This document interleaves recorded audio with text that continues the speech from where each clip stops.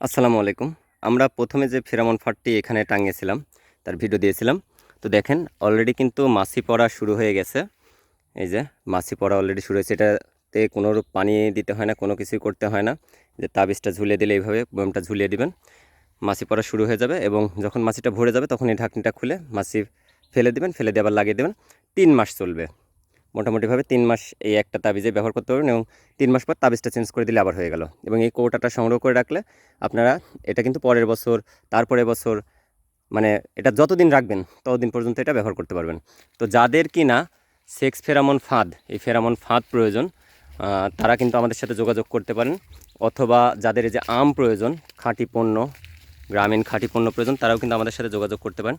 আমাদের web address হচ্ছে www.জৈবপণ্য.com, অথবা ডেসক্রিপশনে দেওয়া নাম্বারেও কিন্তু আপনারা যোগাযোগ করতে পারেন। এই যে আমাদের প্রত্যেকটা বাগানে প্রতিটা গাছেই সেক্স ফেরামন ফাঁদ ব্যবহার করে কিন্তু আমরা জৈব প্রযুক্তিতে আম উৎপাদন করি এবং সারা বাংলাদেশে সরবরাহ করি।